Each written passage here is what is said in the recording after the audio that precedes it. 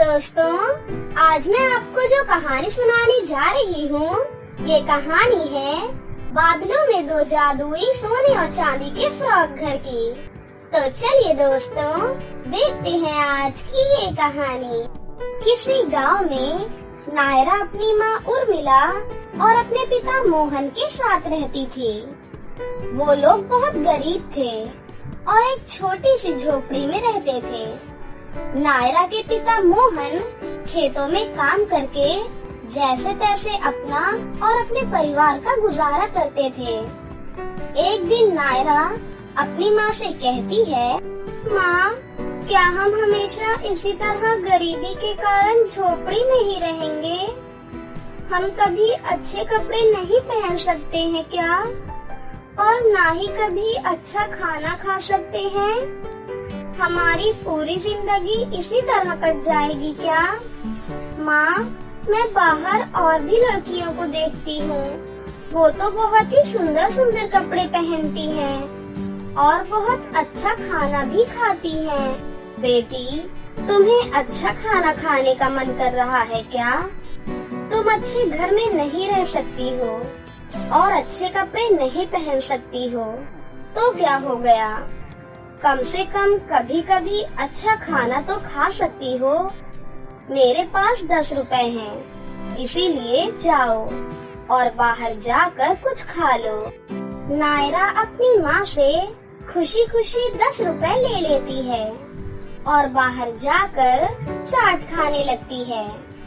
उर्मिला अपनी बेटी की बात सुनकर बहुत उदास हो जाती है, लेकिन वो कर भी क्या सकती थी, क्योंकि उसके हाथ में कुछ भी नहीं था।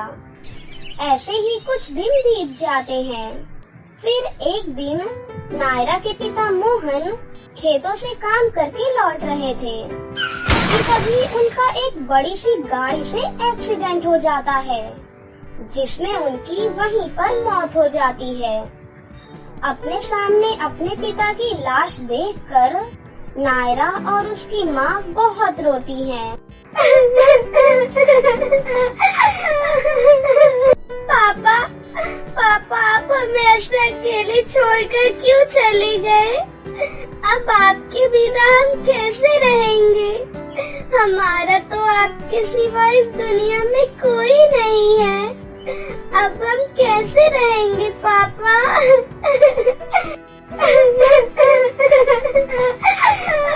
फिर उर्मिला नायरा को संभालती है। उसके बाद नायरा और उर्मिला मोहन का अंतिम संस्कार कर देते हैं। बहुत मुश्किल से वो दोनों खुद को संभालते हैं, लेकिन गरीबी की वजह से उनके पास खाने के लिए कुछ भी नहीं रहता है। फिर एक दिन नायरा की माँ उर्मिला सिलाई का काम करना शुरू कर देती है, जिससे उनका गुजारा अच्छे से होने लगा था। फिर उर्मिला नायरा का एक स्कूल में एडमिशन भी करवा देती है और नायरा भी अब बहुत खुश रहने लगी थी। एक दिन अचानक उर्मिला की तबीयत बहुत ज्यादा खराब हो जाती है। जब नायरा स्कूल से आती है और अपनी माँ को इस हालत में देखकर बोलती है, माँ, आपकी इतनी तबीयत खराब है, फिर भी आप इस हालत में सिलाई कर रही हैं। आपको मैंने आराम करने के लिए कहा था ना, आप मेरी एक भी बात नहीं सुनती हो। मेरी बच्ची, सिलाई करके ही तो हम दोनों का गुजारा चलता है और अभी तो मुझे फ्रॉक सिलने का सरपंच के घर से ऑर्डर भी आया है। सरपंच की बेटी का 3 दिन बाद जन्मदिन है। अगर फ्रॉक तैयार नहीं हुआ तो जो मैंने एडवांस ले रखा है उसे लौटाना होगा। मैंने उन पैसों से तुम्हारे स्कूल की फीस जमा कर दी है, इसलिए अब वो मेरे पास नहीं है। पापा के बाद आप ही मेरा सब कुछ है। अगर आपको कुछ हो गया तो मैं अकेली कैसे रहूंगी माँ? अब आपकी तबीयत खराब है और मैं आपका साथ ना दूं तो ऐसा नहीं हो सकता है। आपको देखकर मुझे भी सिलाई करनी आ गई है, इसलिए मैं सरपंच की बेटी का फ्रॉक तैयार कर दूंगी। अगर कुछ समझ में नहीं आएगा तो मैं आपसे पूछ लूंगी। उसके बाद उर्मिला दवाई खाकर आराम करने लगती है और नायरा फ्रॉक सिलने लगती है। नायरा ने आज से पहले कभी भी सिलाई नहीं की थी, सिर्फ अपनी माँ को सिलाई करते हुए देखा था। नायरा बहुत ही होशियार थी, इसलिए उसने 2 दिन में कड़ी मेहनत करके एक बहुत ही सुंदर सा फ्रॉक सिल दिया। फिर जमींदार की पत्नी अपनी बेटी के जन्मदिन का फ्रॉक लेने आती है। फ्रॉक देखकर जमींदार की पत्नी बहुत खुश हो जाती है। अरे वाह, तुमने तो बहुत अच्छा फ्रॉक तैयार किया है। आज से तुम मेरे घर के सारे कपड़े सिलना। इतना कहकर जमींदार की पत्नी खुशी से फ्रॉक के डबल पैसे देकर वहाँ से चली जाती है। फिर नायरा अपनी माँ के पास जाती है और उनसे कहती है, आपने देखा ना माँ, मैंने फ्रॉक तैयार कर दिया। अब से आपको सिलाई करने की जरूरत नहीं है। मैं पढ़ाई भी कर लूंगी और साथ ही सिलाई भी करूंगी। तभी अचानक उर्मिला की तबीयत बहुत ज्यादा खराब हो जाती है और नायरा उसे हॉस्पिटल लेकर जाती है। हॉस्पिटल में डॉक्टर बोलते हैं कि उर्मिला को हार्ट का प्रॉब्लम है, जिसकी वजह से उसकी सर्जरी करनी होगी। इसलिए उसे हॉस्पिटल के रिसेप्शन में जाकर 3 लाख रुपए जमा कराने होंगे। ये सब बातें सुनकर नायरा बहुत परेशान हो जाती है। पहले ही मैंने अपने पापा को खो दिया है, लेकिन अब मैं अपनी माँ को नहीं खोना चाहती हूँ। चाहे कुछ भी करना हो, लेकिन मैं अपनी माँ का इलाज जरूर करवाऊंगी। एक काम करती हूँ, घर बेच देती हूँ। घर बेचकर तो इतने पैसे मिल ही जाएंगे जिससे माँ का इलाज हो सके। यही सब सोचते सोचते नायरा नदी के किनारे जा पहुँची। तभी उसे नदी के किनारे एक चमकती हुई सीढ़ी दिखाई दी, जो बादलों की ओर जा रही थी। अरे, ये सीढ़ी यहाँ कैसे आ गई? कल तक तो यहाँ कोई सीढ़ी नहीं थी। मैं सीढ़ियों पर चढ़कर देखती हूँ। इतना कहकर नायरा उन सीढ़ियों पर चढ़ते हुए बादलों तक पहुँच गई। तभी वहाँ उसे 2 जादुई फ्रॉक घर दिखाई दिए, जिसे देखकर वो चौंक गई। तभी पहले जादुई फ्रॉक घर में से आवाज आई, नायरा, तुम बिल्कुल सही जगह आई हो। अगर तुम मेरे घर के अंदर आओगी तो तुम्हें बहुत सारी धन दौलत मिलेगी, लेकिन तुम्हें हमेशा के लिए इसी घर में रहना होगा। तभी दूसरे जादुई फ्रॉक घर में से आवाज आई, नायरा, लेकिन तुम्हें मेरे घर में केवल उतना ही मिलेगा जितना कि तुम्हें जरूरत है, और तुम उन पैसों को अपने साथ अपने घर ले जा सकती हो। मुझे ज्यादा धन का लालच नहीं है। इंसान को कभी लालच नहीं करना चाहिए। मेरी माँ ने मुझे सिखाया है, इंसान को हमेशा मेहनत करते रहना चाहिए। इसलिए मुझे जितनी जरूरत है मुझे उतना ही चाहिए, ज्यादा नहीं। इसीलिए मैं दूसरे जादुई फ्रॉक घर के अंदर जाऊंगी। उसके बाद जैसे ही नायरा उस जादुई फ्रॉक घर में गई, तो उसे उस जादुई फ्रॉक घर के अंदर ढेर सारे रुपए, सोना चांदी, हीरे मोती दिखाई दिए। ये सब देखकर नायरा हैरानी से बोली, हे जादुई फ्रॉक घर, आपने तो कहा था कि इस घर में ज्यादा कुछ नहीं है, लेकिन यहाँ तो ढेर सारा खजाना है। नायरा, मुझे पता है तुम बहुत ज्यादा परेशान हो, इसलिए मैंने तुम्हारे लिए वो जादुई सीढ़ियाँ बनवाई। मैं तो सिर्फ तुम्हारी परीक्षा ले रही थी कि कहीं तुम लालची लड़की तो नहीं, लेकिन तुम मेरी परीक्षा में सफल रही, इसलिए मैं तुमसे बहुत खुश हूँ। तुम इस घर से जितना चाहे उतना धन दौलत ले जा सकती हो। और अब से ये जादुई फ्रॉक के घर तुम्हारे हैं। जादुई फ्रॉक घर की ये बात सुनकर नायरा बहुत खुश हो जाती है और जादुई फ्रॉक घर का धन्यवाद करती है। फिर नायरा जादुई फ्रॉक के घर से पैसे लेकर अपनी माँ का इलाज करवाती है। समय रहते उर्मिला का इलाज हो जाता है और फिर वो कुछ ही दिनों में हॉस्पिटल से घर लौट आती है। फिर नायरा अपनी माँ को जादुई फ्रॉक के घर में लेकर जाती है और उसे पिछले दिनों की सारी बातें बताती है।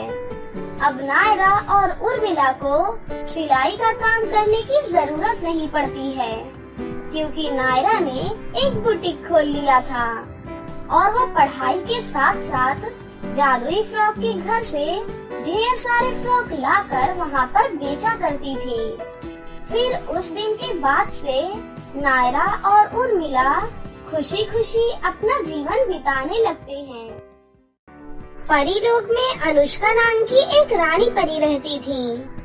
अनुष्का की एक बेटी थी जिसका नाम पुष्पा और 2 बेटे जिनका नाम अमित और सुमित था। उसके दोनों बेटे बहुत ही आज्ञाकारी और समझदार थे। वहीं उसकी बेटी पुष्पा बहुत ही जिद्दी और मतलबी लड़की थी। इसी तरह एक दिन रानी परी अपने दोनों बेटों की शादी आशा और निशा के साथ करा देती हैं। दोनों परियां बहुत ही खूबसूरत और समझदार थीं। सुनो बेटा, अब तुम दोनों मेरे घर की बेटियां हो। मैं तुम दोनों और अपनी बेटी पुष्पा में कोई भी फर्क नहीं समझती। इसीलिए आज से तुम दोनों इसे अपना ही घर समझना। अगर किसी भी चीज की कोई जरूरत हो तो तुम सीधा मुझे बता देना। पुष्पा ये सारी बातें सुन लेती है। माँ, इस घर की बेटी सिर्फ मैं हूँ। ये दोनों इस घर की बहुएं हैं, इसीलिए आप मेरी तुलना इनके साथ मत कीजिए। अरे नहीं बेटा, तुम ये बातें ना सोचा करो। मैं जल्द ही तुम्हारे लिए भी एक अच्छा सा लड़का ढूंढ दूंगी और तुम्हें भी खुशी खुशी अपने घर से विदा कर दूंगी। पुष्पा ये सुनकर बहुत गुस्सा हो जाती है। माँ, मैं शादी नहीं करने वाली। मैं भी इन दोनों भाइयों की तरह इस राज्य में बराबर की हकदार हूँ और इन दोनों से कहीं ज्यादा समझदार हूँ और शक्तिशाली भी हूँ।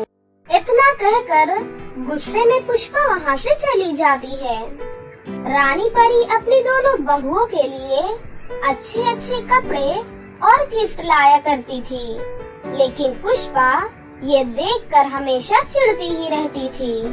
ये दोनों जब से राजमहल में आई हैं, तब से मेरी माँ मेरी अहमियत तो बिल्कुल ही भूल गई है। मुझे कुछ भी करके इन दोनों को इस राज्य से बाहर करना होगा। इन दोनों के पीछे पीछे मेरे प्यारे दोनों भाई भी यहाँ से चुपचाप चले जाएंगे। उसके बाद मैं इस राज्य की अकेली रानी बनूंगी और फिर सब कुछ वैसा ही होगा जैसा मैं चाहती हूँ। अगले दिन पुष्पा देखती है कि दोनों बहनें आपस में कुछ बातें कर रही थीं और जोर जोर से हंस रही थीं। तुम दोनों को जितना खुश होना है अभी हो लो। कुछ दिनों बाद मैं तुम दोनों को राजमहल से बाहर फेंकवा दूंगी।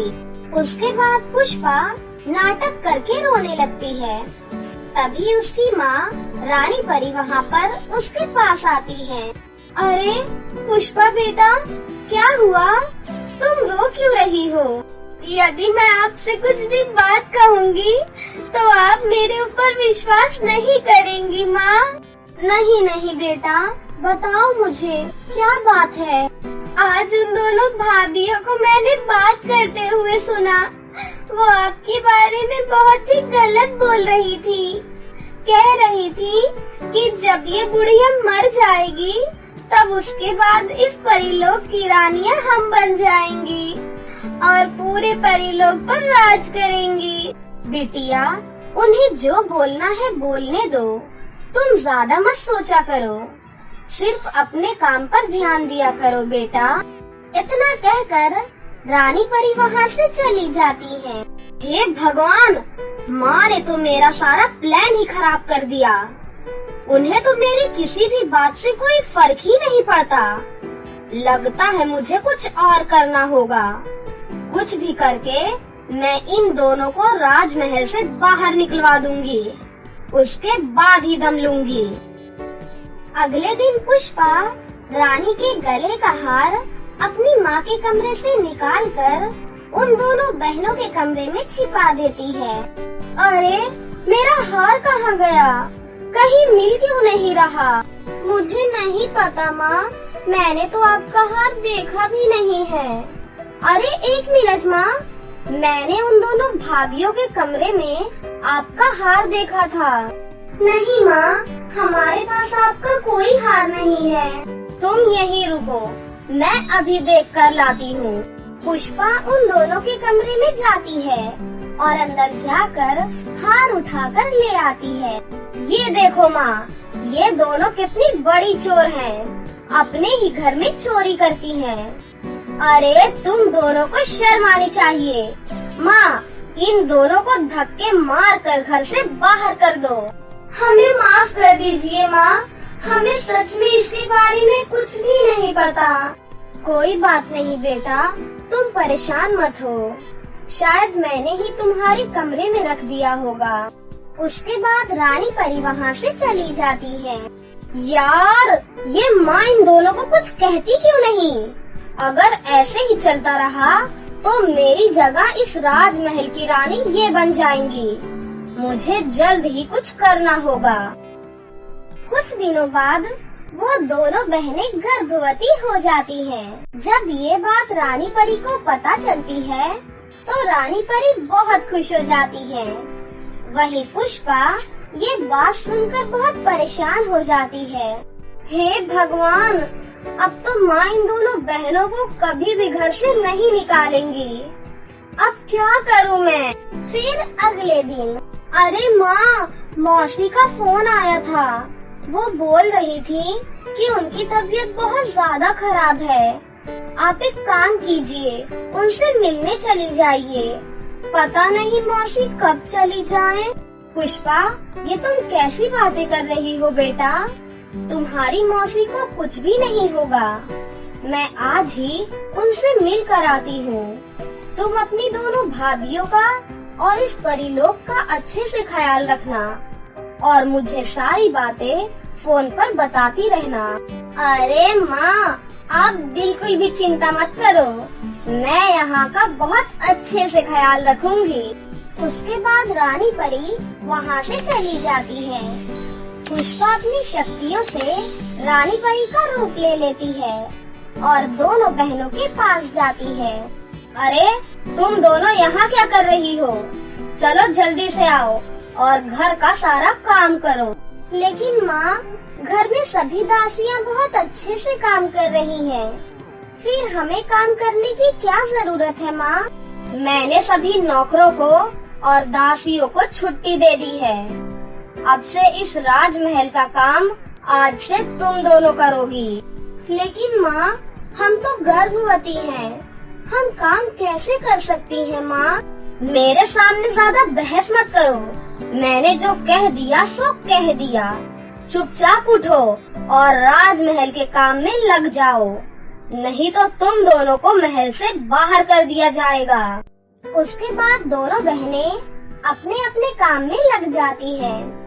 सारे दिन काम करने के बाद वो रानी से खाना मांगने जाती है।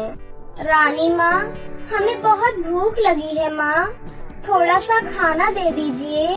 खा खा कर तुम लोग इतनी मोटी हो गई हो। आज से तुम दोनों कम खाना खाओगी। और हाँ, महल में पानी की सप्लाई कट चुकी है, इसीलिए पानी लेने आज से तुम दोनों नदी पर जाओगी और महल की सारी टंकियाँ भरना तुम्हारी जिम्मेदारी है। दोनों बहनें मटका उठाकर नदी से पानी भरने जाती हैं। वहाँ उन दोनों को बहुत सारी परियां मिलती हैं। अरे तुम दोनों तो गर्भवती हो, मैं कब से देख रही हूँ। तुम दोनों कितनी देर से पानी लेकर जा रही हो? दरअसल रानी माँ ने हमें पानी की टंकी भरने के लिए कहा है। क्या? रानी माँ ने? रानी माँ इतनी जालिम कैसे हो सकती हैं? देखो जरा, ये दोनों गर्भवती हैं। उसके बावजूद भी वो इनसे इतना ज्यादा काम करवा रही हैं। तभी वहाँ पर पुष्पा बनी रानी परी आ जाती है। खबरदार, अगर इन दोनों बहनों की किसी ने मदद की तो मैं एक एक को पकड़कर सूली पर चढ़ा दूंगी। वहीं दूसरी तरफ रानी परी अपनी बहन से मिलने उसकी गुफा में जाती है। तभी पीछे से पुष्पा गुफा का दरवाजा बंद कर देती है। मेरी प्यारी माँ, जब तक मैं नहीं चाहूँगी तब तक आप इस गुफा से बाहर नहीं निकल सकती। इतना कहकर पुष्पा वहाँ से चली जाती है। पुष्पा उन दोनों बहनों पर बहुत ज्यादा अत्याचार करने लगी थी। एक दिन दोनों बहनें पहाड़ की चोटी पर बैठी थी। तभी पुष्पा उन दोनों को पीछे से धक्का दे देती है। बचाओ, बचाओ हमें, हमारी रक्षा करो। पुष्पा ये सब देखकर बहुत खुश हो जाती है। तभी वहाँ पर रानी परी आ जाती है और अपनी दोनों बहुओं को बचा लेती है। वो अपने जादू से दोनों बहुओं को पहाड़ी के ऊपर ले जाती है। माँ, आप यहाँ कैसे आई माँ? आप तो मौसी के पास गई थी ना माँ? रानी माँ पुष्पा को एक जोरदार थप्पड़ मारती है। नालायक, तू इतनी गिर जाएगी, मैंने ये कभी सोचा भी नहीं था। इन दो मासूम गर्भवती परियों को तूने मारने की कोशिश की है। अब तुझे इसकी सजा जरूर मिलेगी। रानी परी पुष्पा की सारी शक्तियाँ छीन लेती है और उम्र भर के लिए उसे कारावास में डाल देती है। उसके बाद वो सभी परियों को वो सारी बातें बताती है। सभी परियां ये सुनकर बहुत खुश हो जाती हैं। फिर कुछ दिनों बाद वो दोनों बहनें बहुत ही खूबसूरत बेटियों को जन्म देती हैं और हंसी खुशी अपनी जिंदगी जीने लगती हैं।